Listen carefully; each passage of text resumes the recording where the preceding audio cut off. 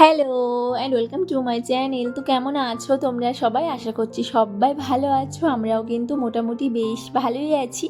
ঘড়ির কাঁটায় সকাল এখন প্রায় 7টা মতন বাজতে চলেছে, আর এখন থেকে আমি আমার ভিডিওটা শুরু করছি। আশা করছি তোমাদের দেখতে ভালো লাগবে, তো দেখতে থাকো। বেশ অনেক দিন হয়ে গেছে তোমাদের সাথে আর বড় ভিডিও শেয়ার করা হয় না। শর্টস তো আমি মাঝে মধ্যে শেয়ার করে দিই, ভিডিও আমার করা আছে কিন্তু এডিট করার টাইম পাচ্ছি না। দিন দিন সোনা বড় হচ্ছে আর খুব দুষ্টু হয়ে যাচ্ছে। ওর সামনে যে আমি একটু ফোন নিয়ে বসবো, সাথে সাথেই হাত থেকে আমার ফোনটা কেড়ে নিয়ে কোথা থেকে যে কোথায় চলে যাবে ফোনে আমি নিজেও বুঝতে পারি না। আর ফোনে যে এত কিছু কি করে জানলো আমি তো নিজেই দেখে অবাক। ওকে কিন্তু ফোন দেয়াই হয় না। ও যখন খুব বায়না করে ফোন দেখার জন্য তখন কি করি, ফোনে একটু কার্টুন চালিয়ে দিয়ে আমি ফোনটা টেবিলে রেখে দিই। ও খাটে বসে বসে কিন্তু দেখে, কিন্তু কোথায় যে কি আছে, ইউটিউব কোথায় আছে জানে, তারপর ফোনের গ্যালারি আছে কোথায় জানে, আবার তারপরে ফোন করতে হয় কল লং সেটাও জানে। মাঝে মধ্যে কেন ফোন করে দেয় সবার কাছে, ওর পাপার কাছে ফোন করে, ওর মামার কাছে ফোন করে, জানে না যে কার কাছে ফোন করছে, কিন্তু স্ক্রিন টাচ ফোন তো ওই কল লংয়ে হাত দিয়ে কার কাছে স্ক্রিন টাচ করে দেবে, কার কাছে ফোন চলে যাবে। আর ও জানে যে ফোন চলে গেছে, তখন কি করবে, বলবে দাদা দাদা, দাদার কাছে ফোন করছে। ভাবো এতটা পাকারাম হয়েছে, খুব দুষ্টু হয়ে গেছে। আর আমার ফোনে কালকে দেখলাম যে আমার ফোনে এই সিস্টেমটা আছে, আমি নিজেই জানি না। আমরা তো কোনো হুটহাট করে কোনো অ্যাপে হাত দেবো না, যদি কোনো কিছু হয়ে যায়, কিন্তু ও তো সেটা বোঝে না। ও হুটহাট করে কোন অ্যাপে হাত দিয়ে দেবে। কালকে দেখলাম যে একটা সিস্টেম ওর কাছ থেকে আমাকে শিখতে হলো। ভাবো এতটা দুষ্টু হয়ে গেছে। ওর সামনে ফোন নিয়ে মোটেও বসা যায় না, ওই জন্য আমি চেষ্টা করি ও ঘুমালে তারপরে ফোন নিয়ে এডিট করার জন্য। তো যাই হোক, দেখতেই পেলে আমাদের সকালে রান্নাবান্না কিন্তু একদমই সিম্পল ছিল। ঢ্যাঁড়স আলু ভাজা ছিল, আর ডিমের অমলেট করে আলু দিয়ে পাতলা ঝোল বানানো হবে। আর বাইরে ঝুমঝুম করে হচ্ছে বৃষ্টি, আর এদিকে সোনার পাপা সোনাকে নিয়ে এসেছে একটু উপরে বৃষ্টি দেখানোর জন্য। সোনা বৃষ্টি দেখতে খুব ভালোবাসে। আর আমাদের রঙের কাজ পুরো বাড়িতেই কিন্তু রঙের কাজ একদমই কমপ্লিট হয়ে গেছে।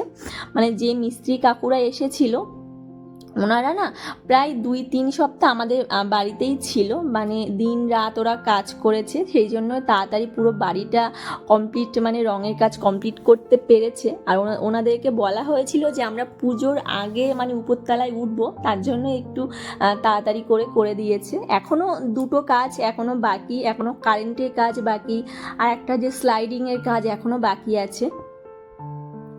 তো চেষ্টা করছি যে পুজোর আগে ঘরে ওঠার জন্য। কতটা কীরকম হবে বুঝতে পারছি না। আর আমি তো দোতলায় উপরের ঘরে ওঠার জন্য খুবই এক্সাইটেড।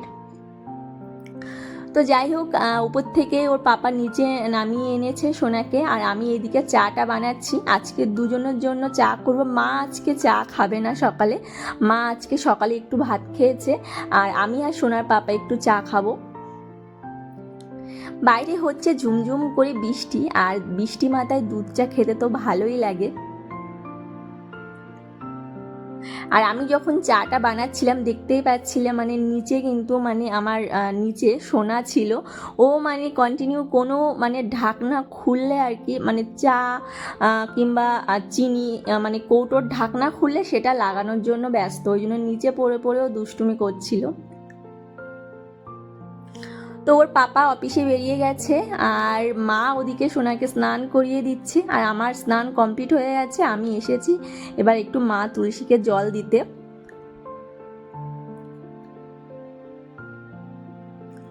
এই একটা তুলসী গাছ আমাদের বাইরে থাকে, আর ভিতরে আর একটা থাকে।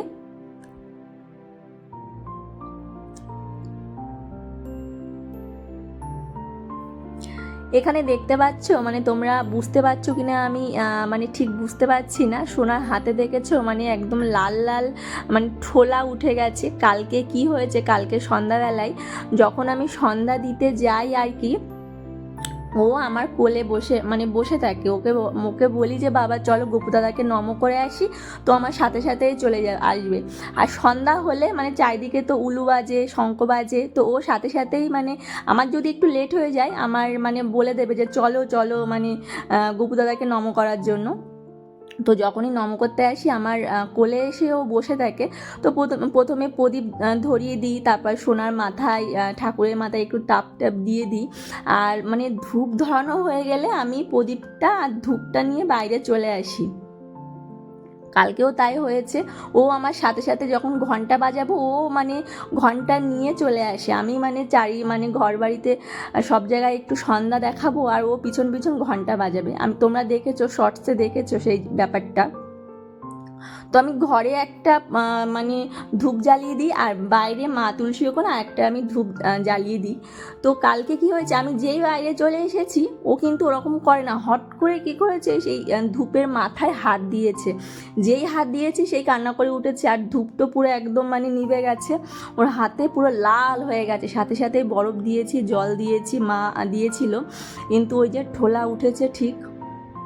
মানে কি বলবো, মানে ও কিন্তু ওরকম করে না, কালকে ওরকম কেন করলো আমি বুঝতেই পারলাম না। তো একদম ও মানে হাত মানে ঘুমিয়ে থাকলে তখন আমি মলমটা দিয়ে দিই, না হলে জেগে থাকলে একটুও মলম দিতে দেয় না হাতে।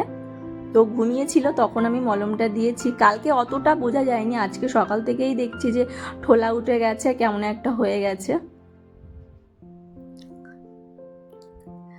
আর এখানে দেখতে পাচ্ছ সন্ধ্যাবেলায় মানে ওর যেসব খেলনাগুলো আছে আর কি সবগুলো নিচে নামাবে, মানে খাটের ওপরে যদি দেয়া হয় সেগুলো সব কিছু ঝুড়ি ধরে বাইরে ফেলে দেবে, ফেলে ওর নিচে নামতে চাইবে। নামতে চেয়ে ওই যে ব্যাট আছে দেখতে পেলে, ওই ব্যাট দিয়ে সব কিছু এরকম করে করে ব্যাট বল খেলে খেলে খাটের তলায়, টেবিলের তলায় সব ঢুকিয়ে দেয়। খুব মানে ওটা খেলতে বেশি ভালোবাসে। তো সকালের দিকে যেহেতু আমাদের হয়েছিল মানে আলু দিয়ে একটু ডিমের পাতলা ঝোল বানানো হয়েছিল, আর কালকে সোনার পাপা ওই মাটনটা নিয়ে এসেছিল, ফ্রিজের মধ্যে রাখা ছিল, তো সেটা আর মানে খাওয়া হয়নি। মানে আমি ভাবছিলাম যে আজকে সকালেই রান্না করব, কিন্তু সকালে বুঝতে পারছি ওর পাপা অফিসে বেরিয়ে যাবে, সেই সময় মাটন রান্না করা খুব চাপের হয়ে দাঁড়ায়, ওই জন্য মাটনটা করা হয়নি। এখন সন্ধ্যাবেলায় এই যে এখন সোনা খেলছে আর আমি আর মার এখন রান্নাঘরে মাটনটা বানাবো। মানে ঘরে ওইগুলো ছড়িয়ে ছিটিয়ে মানে হয়নি, এখন বাইরে চলে এসেছে, বাইরে একটা বল সব কিছু কিন্তু খাটের তলায় ঢুকিয়ে দিয়েছে। তারপর ওই ঘরে এই ঘরে সব কিছু ওর খেলনা মানে ছড়ানো, ও যখন ঘুমিয়ে পড়ে তখন আমি আবার গুছিয়ে রাখি, সকাল হলেই আবার এই দুষ্টুমি শুরু হয়ে যায়। আবার খাটের তলায় কোনো জিনিস মানে চলে গেলে সেটা আমার মাথা নিচু হয়ে দেখবে, দেখে যেই উঠতে যাবে মাথায় কিংবা হাতে একটু চোট লাগবে তখন আবার সাথে চলে আসবে মা মা এরকম বলবে, হাতে আবার একটু আদর করে দিলে সেটা আবার ঠিক হবে, আবার ওখানে গিয়ে ওদেরকে একটু মেরে আসতে হবে। বাচ্চারা যে এতটা কিউট হয় মানে কি বলবো, যদি দুষ্টুমি করে তখনও না মানে এমন মানে মুখটা ইনোসেন্ট করে রাখে যে মানে বকাও তুমি দিতে পারবে না। হাতে তারপর কোথাও লেগে গেলে সাথে সাথে চলে আসবে মা মা হাতে একটু আদর করে দাও, যেই একটু হাতে আদর করে দেবো ঠিক হয়ে যাবে সাথে সাথে। তারপর আবার যদি মাথায় যদি কোথাও লেগে যায়, ধরো মাথায় কোথাও একটু ঘা লেগেছে, সাথে সাথে মানে বেসিন দেখিয়ে দেবে মানে মাথায় জল দেওয়ার জন্য। একদিন মানে মাথায় লেগেছে তো মা কী করেছে, ওকে নিয়ে গেছে, নিয়ে বেসিনে মাথায় জল দিয়েছে। তো সেখান থেকে মাথায় যদি একটু লাগে তাহলে সাথে সাথে বেসিনটা দেখিয়ে দেবে যে মাথায় ওখানে আমাকে নিয়ে যাও আর মাথায় একটু জল দিয়ে দাও। তো সোনা খুব দুষ্টুমি করছিল, মাকে বললাম যে তুমি ওকে ঘরে নিয়ে বসাও, আমি এদিকে রান্নাটা করছি, আজকে মাটনটা আমিই রান্না করব। কারণ মা আমাদের বাড়িতে থাকলে, মা এসেছে এই 2-3 সপ্তাহ মতন হচ্ছে, তো মা আমাদের বাড়িতে থাকলে মাই রান্না করে, রান্নাবান্নার চাপ আমাকে আর নিতে হয় না, মা রান্না করে। কিন্তু আজকে বললাম যে মাটনটা আমি করব, তুমি একটু রেস্ট নাও। মানে সকালের দিকে মা উঠে সকালের রান্নাটা মা করে, রাতের দিকে তো আমাদের রান্না থাকে না, কিন্তু ওই বাজার থেকে একটু মাছ কিংবা মাংস, ভাত তো আমাদের রাতে করতে হয়। যদি টুকটাক যেসব কাজগুলো সেগুলো আমি রাতের বেলায় করি, মাকে আর করতে দিই না। তো আজকে বললাম মাটনটা আমি করি, তুমি সোনাকে নিয়ে একটু বসো।